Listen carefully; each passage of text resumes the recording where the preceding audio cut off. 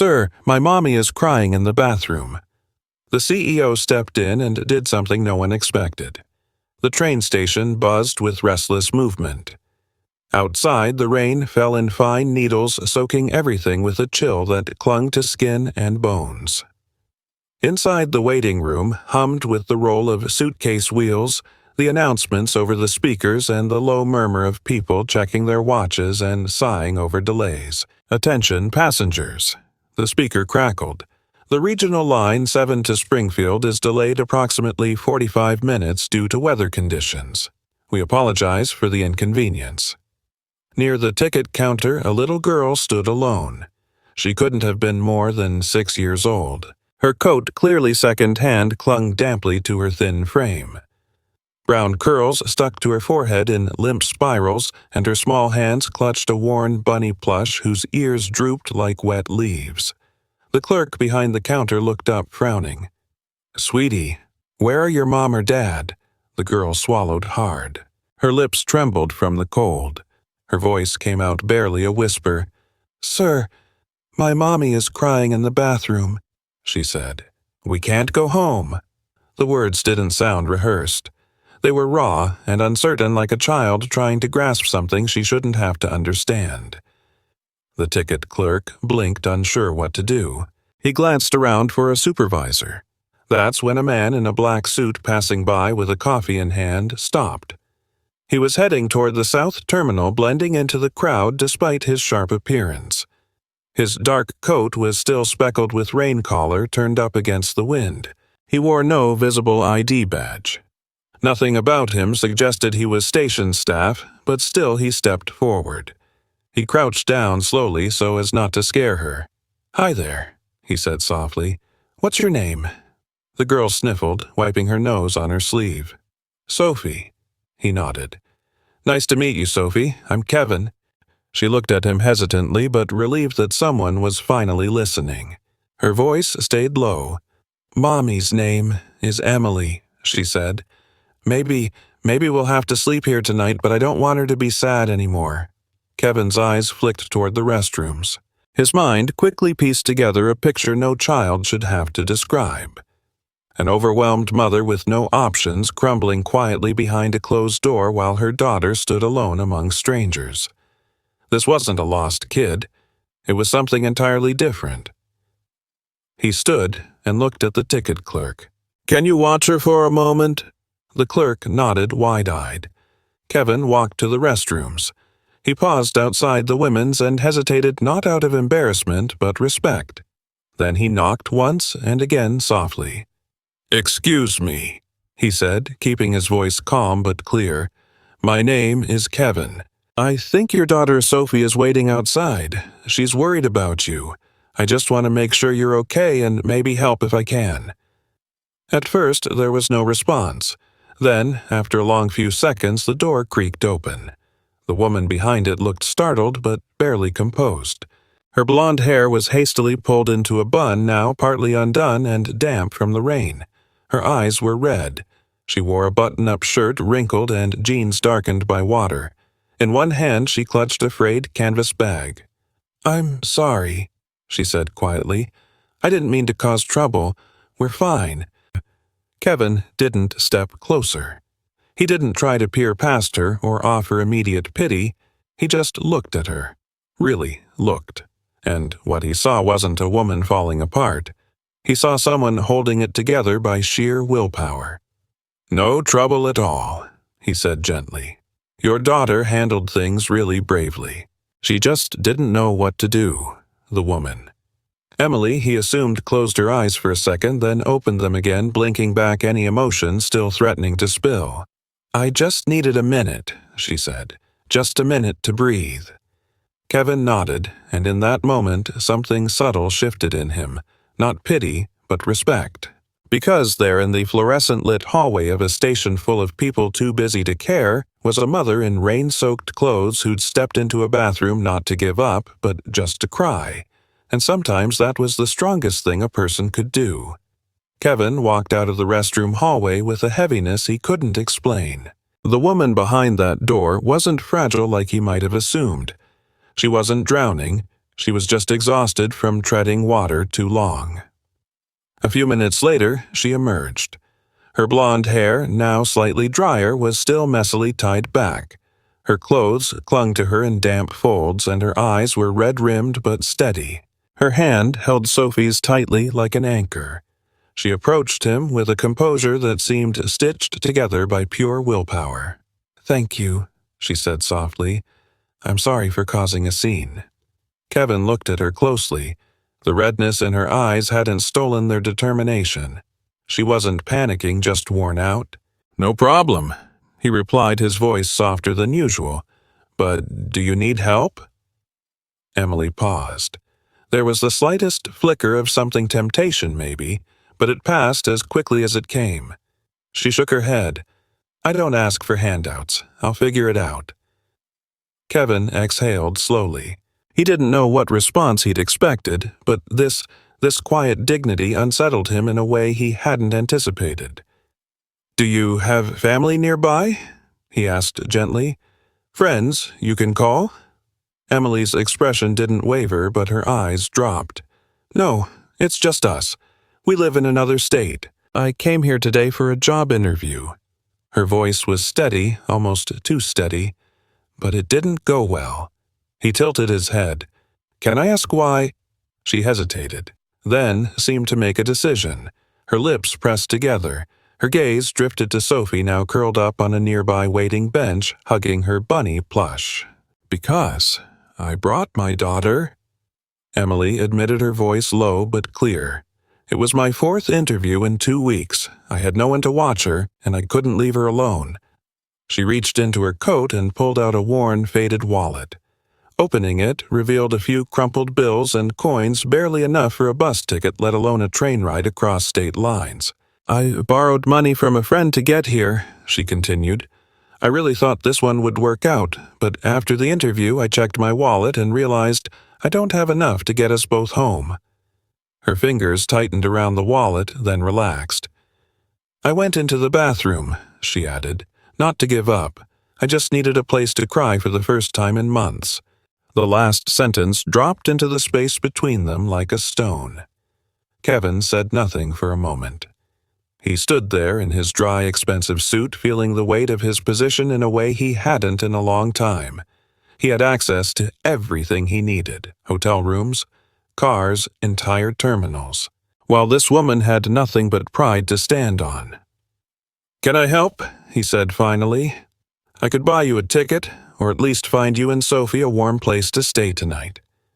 Emily looked at him for a long moment. Her eyes didn't fill with tears. She didn't clasp her hands in gratitude. She just smiled, a thin, tired smile with a touch of pride. "Thank you," she said, "but I don't take money from strangers, even kind ones."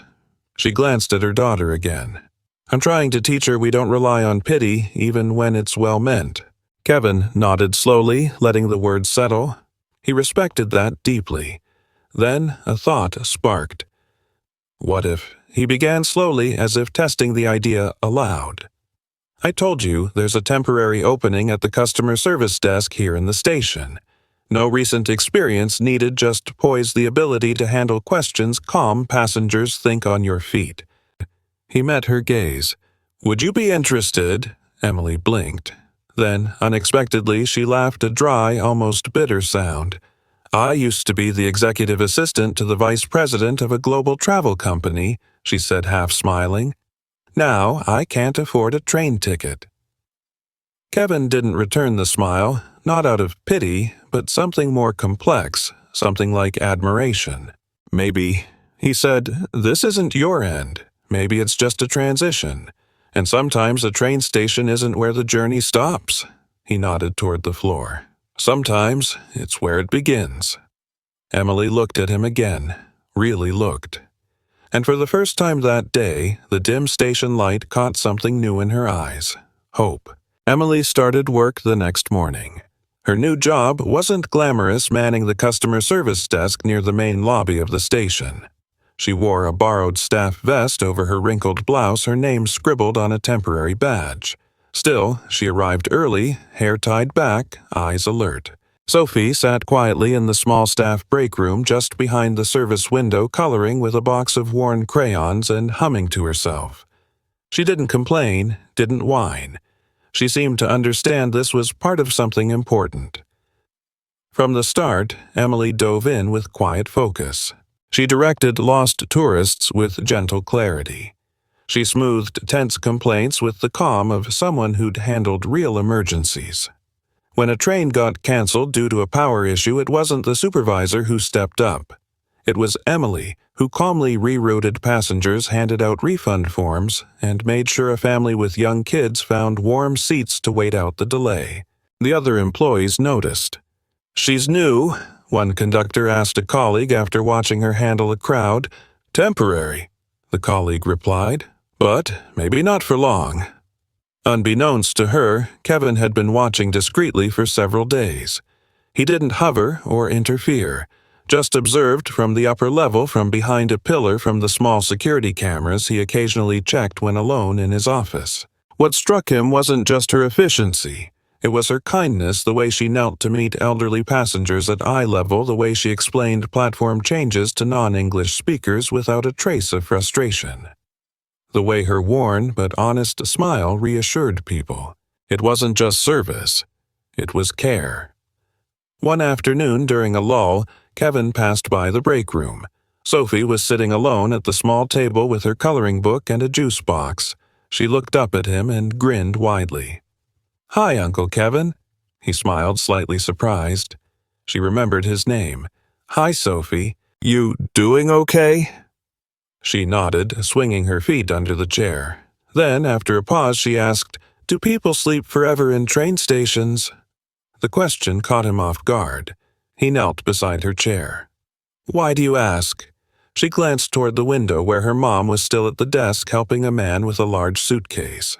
"Because Mommy said we might have to sleep there that night if you didn't come, and there are other people. I saw a man sleeping on the bench yesterday." Kevin's throat tightened. He cleared it softly, then said, "No, if they meet the right people." Sophie studied his face, then looked back at her, drawing a picture of 3 people standing in front of the station. A tall man, a blonde woman, and a girl with curly hair. She smiled contentedly and went back to coloring. Kevin stood slowly. He glanced through the glass at Emily, still at work, calm, capable holding the line not just for the station, but for her own life. This wasn't charity. She didn't need rescuing. What she needed, what she deserved, was a chance to stand tall again, and that he realized Kevin was exactly what she was doing. By the second week, Emily had become a familiar presence at the station. The early winter chill had started to bite, seeping into every crack of the old walls. But inside, the terminal warmth bloomed in quiet places like the way Emily greeted passengers, or how Sophie's little feet pattered behind the help desk as she carried coloring sheets to the break room. Emily moved with practiced confidence now. She handled lost luggage cases, guided confused tourists in multiple languages, and had even memorized the timing quirks of the busiest commuter lines. Her coworkers started calling her the girl with the bright smile, and Sophie was affectionately nicknamed the station's little sunshine. One afternoon, Sophie wandered down the staff hallway and taped a crayon drawing to the bulletin board. It showed 3 stick figures: a tall man in a suit, a blonde woman, and a small girl with bouncy curls. They stood under a big clock with the words, "Sometimes home is where the waiting room feels warm." The picture stayed up for days. No one touched it. Kevin passed by once, paused, and smiled faintly without a word. It was a particularly chaotic Thursday when everything shifted. A major train delay had thrown off the schedule, disrupting several routes and flooding the lobby with irritated passengers. Lines snaked through the hall, the air thick with frustration and the smell of damp coats. Emily was at the main help desk, fielding questions nonstop, printing revised itineraries, and guiding elderly couples to warmer seats. She stayed calm, serene, her tone patient even as tempers flared. In the midst of that chaos, just as she bent to pick up a dropped clipboard, her eye caught a flash of brown leather under one of the benches. She reached for it, a fancy-looking wallet thick and heavy in her hand. She opened it quickly to check for ID. Inside were several crisp $100 bills, easily $2,000 a business card, 2 credit cards, and a New York State ID for Martin Collins, plus a first-class train ticket. No cameras were pointed right at her. No one nearby seemed to notice. She could have slipped it into her bag and walked away. No one would know. But Emily didn't hesitate. She closed the wallet, stood up, and headed straight to the announcements desk. Minutes later, the station's PA system echoed through the busy corridors. If any passenger named Martin Collins has misplaced a brown leather wallet, please report to the main information desk. A staff member has secured it. It wasn't long before a middle-aged man in a designer coat hurried up to the desk. His brow was furrowed with worry. His hands shook slightly. When Emily handed him the wallet, he opened it immediately, checking the contents. Nothing was missing. He looked at her, blinking. "You're the one who found this." She nodded. "You didn't take anything, not even the cash." She gave him a small smile. "I'm teaching my daughter that doing the right thing isn't always easy, but it's still right." He looked at her more closely. "Do you know who I am?" She shook her head. "I'm one of the board members for this railroad company. I'm going to personally recommend your name to the executive team." But now she raised a hand, kind but firm. "That's very nice of you, but unnecessary. I'm just grateful to have this job. I just want to work hard, go home safe with my daughter, and sleep well at night." He nodded slowly. "You'll go far, even if you don't want the credit, you deserve it." From the mezzanine, Kevin had been watching the whole exchange. He hadn't planned to stop, but something made him linger long enough to witness the choice made when no one was looking. He said nothing then, but something in his expression changed as he turned away. For the first time, he didn't just admire her strength. He respected her character deeply, quietly, fully. Because she wasn't just honest when people watched, she was honorable when no one did. The rain hadn't let up since morning. It fell steadily against the station's high windows, muffling the sound of announcements and making the warm interior feel more like a sanctuary than a stopover. That afternoon, the company held a small internal event, a roundtable session to gather ideas from frontline employees on improving customer experience.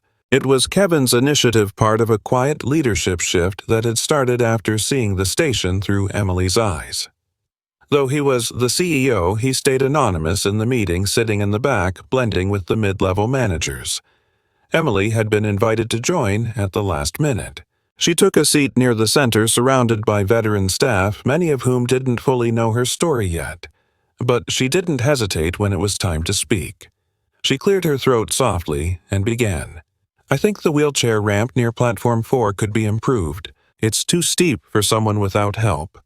Some heads nodded. She continued. "Also, the signage for northbound trains isn't clear enough. I've seen tourists miss connections because they couldn't tell which track was which." More nods. Some took notes. "And one more thing," she added, her voice brightening. "Sometimes people wait hours when trains are delayed, especially families. Maybe we could set up a small reading nook or quiet zone, something soft, especially for the little ones." Silence, then soft murmurs of agreement. No theatrics, just common sense spoken with clarity and compassion. Kevin, sitting in the back, didn't move, but he watched. After the meeting, as the crowd dispersed, he approached her discreetly near the vending machines. "You've thought a lot about this station," he said. Emily turned a bit surprised to see him there. "I spend most of my days here now," she said lightly. He hesitated, then asked the question that had been circling his mind since her first day. "Where did you study management?" Emily smiled faintly. "The School of Hard Knocks, but officially I was assistant to the VP of Operations at a big travel agency chain." Kevin raised his eyebrows. She paused, then added, "I left when I got pregnant." Her voice softened. "They didn't support it." Her smile faded. "No one did," she said simply. "I wasn't married. My partner left and I didn't want to end the pregnancy. That choice cost me my job, my apartment, friends I thought I had." She looked away for a second, her eyes fixed on the streaks of rain running down the glass. "But I chose Sophie. I choose her, even when it meant starting over. There was no bitterness in her voice, just honesty. I worked temp jobs, moved from city to city, carried her in my arms to interviews hoping someone would see me as more than a burden. She exhaled slowly. It's been a long road. Kevin didn't respond right away. He stood there, the soft roar of a passing train filling the silence between them. When he finally spoke, his tone had changed. Most people would have given up. Emily shook her head. No, they just find a way to survive. And he looked at her now, not as someone who needed help, but as someone who'd given help even when she had nothing to spare. You didn't just survive, he said quietly. You carried another life through it. For the first time, Emily seemed like she might say something vulnerable, but she just smiled and shrugged. I didn't have armor, so I grew thick skin.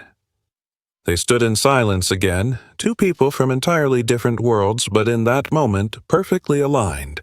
Not pity, not romance, just a deep, unspoken respect.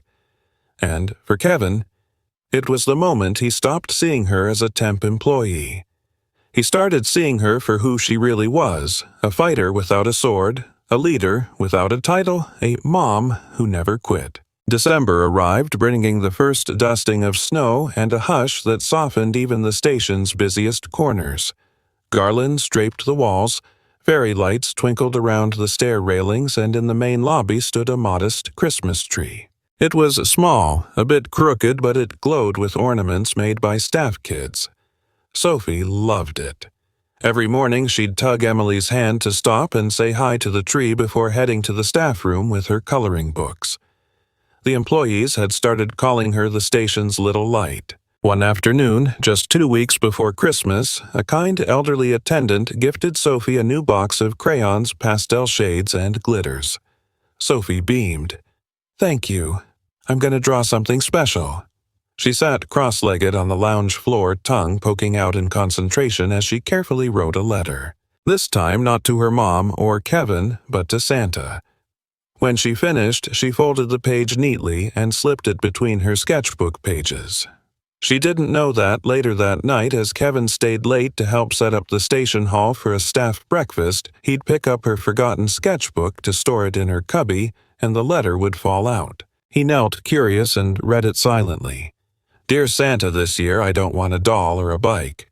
I want someone to make Mommy smile, even when the train's late and the sky is cold. Love, Sophie. Kevin stayed there a long moment. He didn't smile, didn't speak, but he carefully folded the note back and slipped it into his jacket's inner pocket. Not to show it, not to tell it, just to keep it because somehow his 6-year-old's words made the whole station feel warmer.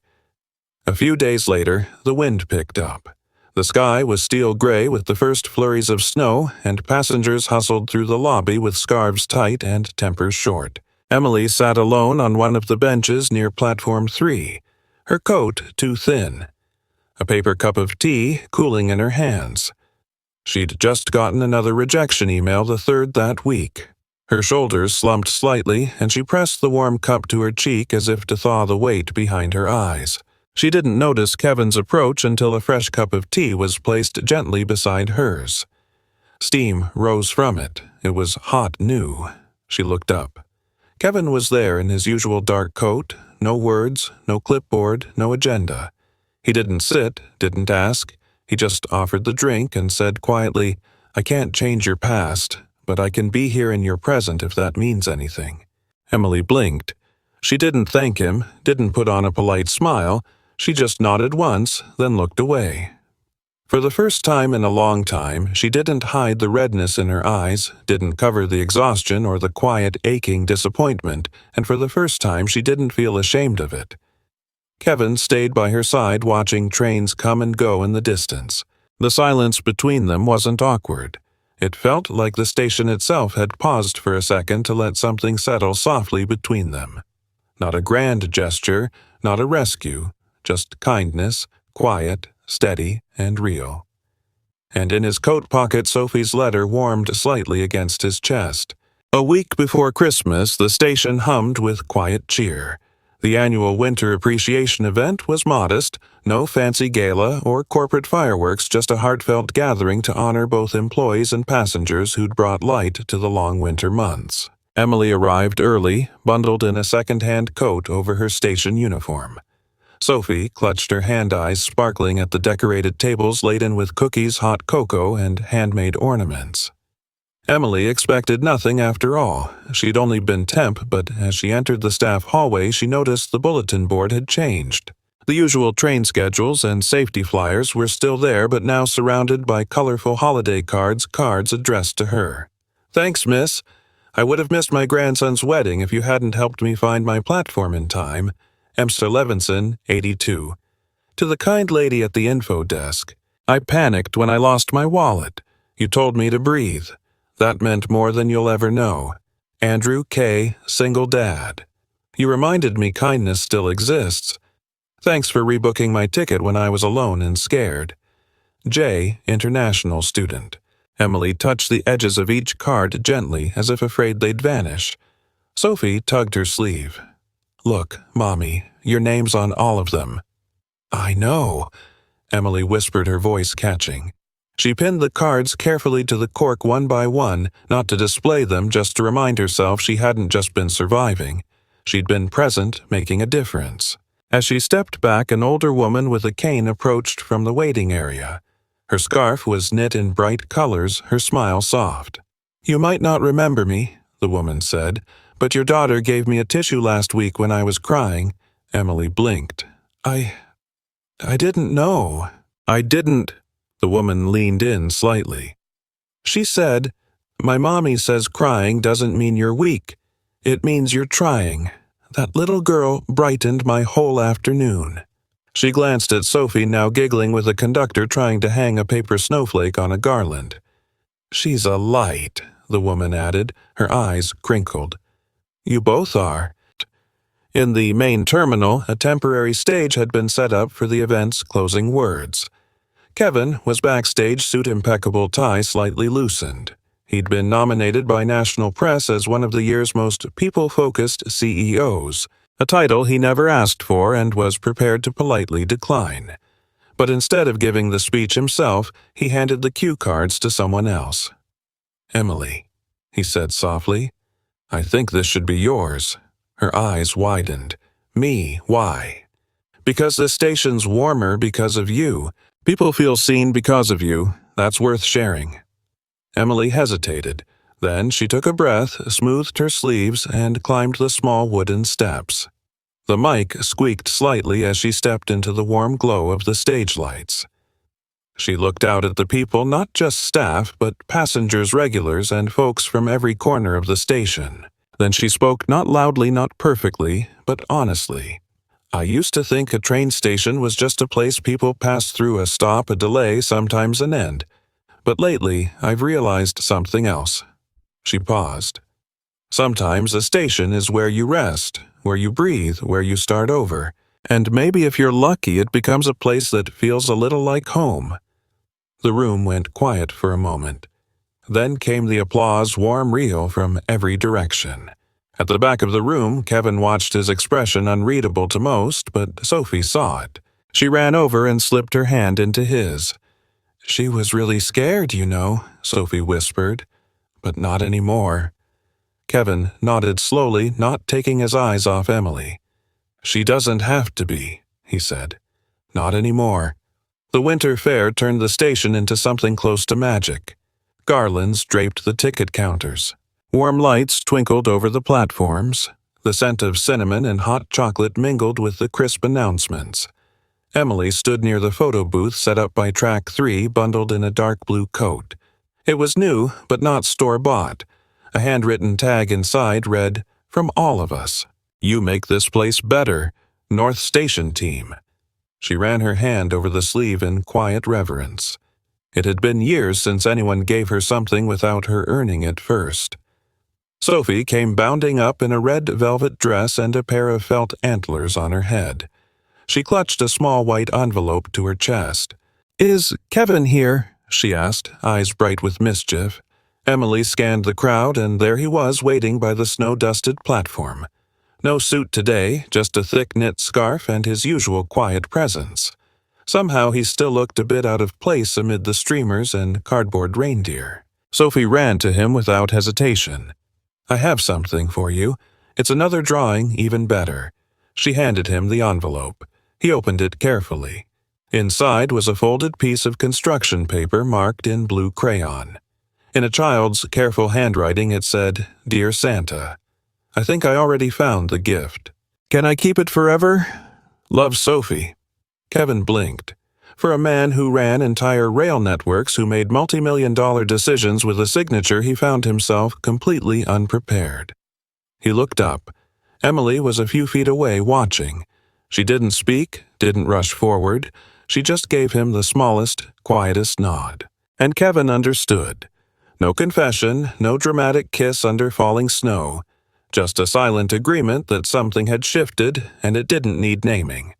He reached out and took Emily's hand. No one in the crowd noticed. No camera clicked. But it was the most important move he'd made all year. Sophie grinned wide. "See, I told you. Santa reads every letter." Later that night, the three sat on a bench at the station's far end. It was quieter there, the kind of quiet that felt earned. Sophie curled up beside her mother, head resting softly in Emily's lap. Her small hand stayed nestled around Kevin's like it belonged. Above them, the station's yellow lights bathed everything in a soft gold. Outside, the wind rose, but it no longer felt cold. A train pulled in. They didn't get up because for the first time in a long time, none of them was looking for the next stop. They were already where they needed to be. If this story touched you and reminded you that kindness can rewrite even the coldest winter, don't forget to subscribe to Tales of Kindness. For more stories that heal, inspire, and stay with you long after the screen goes dark, hit like. If Sophie's and Emily's quiet journey stirred something in you, share this video with someone who believes in second chances or needs to believe. Because sometimes the smallest voices say the biggest things, and sometimes home isn't a place. It's a moment shared. Thanks for watching. See you in the next story.